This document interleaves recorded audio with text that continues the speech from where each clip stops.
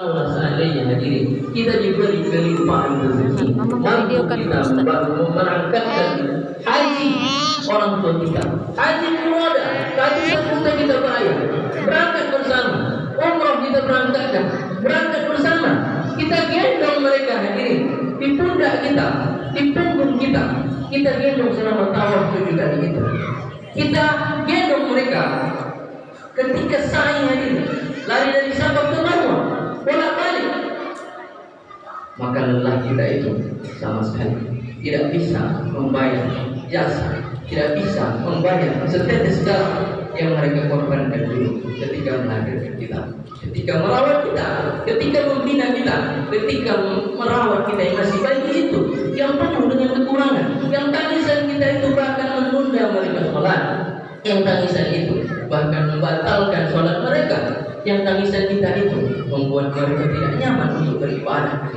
Maka di kesempatan yang mulia ini, kalau bisa kita temui mereka, selagi bisa kita telepon mereka. Kalau ternyata kedua orang tua kita itu tidak ada lagi di dunia, maka jangan pernah berhenti mendoakan, kirimkan Al-Fatihah, bersedekah atas nama mereka, karena apapun amal soleh dilakukan oleh anaknya itu, semuanya akan sampai dan membantu mereka di alam kubur itu. Kita minta kelapangan, kita minta akan ketenangan, kita minta kesejukan, dan menjadikan kubur-kubur mereka raudhatan min riyadil jannah, min riyadil jinan, salah satu taman surga. Kemudian itulah pelajaran yang kedua yang perlu kita ambil, jaga bakti kita kepada kedua orang tua.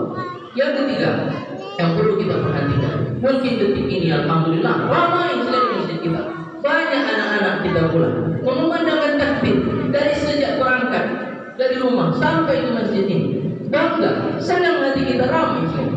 Tapi siapa yang menjamin diri 20 tahun, 30 tahun, 40 tahun, 50 tahun mendatang, akankah masih ada orang-orang yang mengumandangkan takbir di negeri kita ini? Maka yang perlu menjadi perhatian kita, anak-anak kita hadirin, adik-adik kita bina, jangan sampai mereka jauh dari masjid. Dulu ada seorang yang bertanya kepada Amirul Mukminin Umar bin Khattab ketika itu, ya Amirul Mukminin, wahai Amirul Mukminin, anakku durhaka kepada seorang ayah datang mengadu kepada presiden, pada pemimpin ketika itu, pada seorang khalifah Umar bin Khattab. Karena kebijaksanaan beliau, ia panggil anaknya dan dia tanyakan, betulkah apa yang dikatakan oleh ayahmu itu?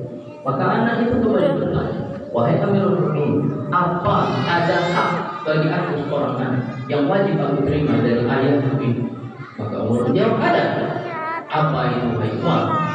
Pertama, ibu yang baik, ibu yang salihah, kemudian makanan yang halal, kemudian pendidikan yang layak, kemudian nama yang bagus.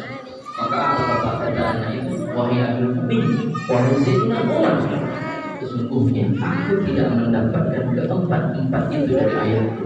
Ibu wanita baik, nama diberikan nama yang tidak baik, harta yang aku makan, makanan yang aku makan di rumah itu adalah mana bang duduk tadi? Di mana duduknya tadi? Mereka tidak memberi pendidikan yang layak. Masa mama iyi pergi tadi. Maka apa kata Umar?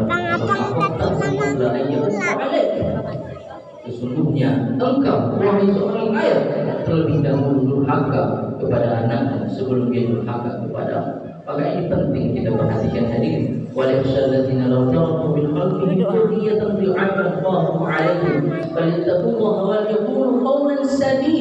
Takutlah, khawatirlah ketika kita meninggalkan generasi-generasi penerus itu, anak-anak cucu kita, kemanakan kita yang jauh dari masjid. Khawatirlah dengan itu. Maka perlu kita perhatikan dulu. Kita sekolahkan mereka ke sekolah-sekolah yang ada Al-Quran. Kita bina mereka dengan pembinaan Al-Quran.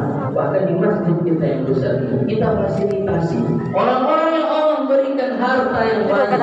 Jangan sungkan mengeluarkan sebagian dari harta itu untuk mendidik anak-anak kita di kampung ini. Sumbangkan sebagian harta itu kepada masjid. Kemudian masjid, silahkan kita cari anak-anak kita, anak-anak muda kita yang berpotensi dia untuk membina Al-Quran di sini. Tidak hanya mengajarkan Iqra, tapi dia sampaikan pula pengajian kepada anak-anak, membina anak-anak kita dengan karakter Al-Quran, mengajarkan, membina dan mendidik mereka menjadi penghafal Al-Quran, sehingga nanti 10 tahun 20 tahun yang akan datang. Mereka inilah yang akan melanjutkan estafet perjuangan dakwah kita ini. Mereka inilah yang akan menjadi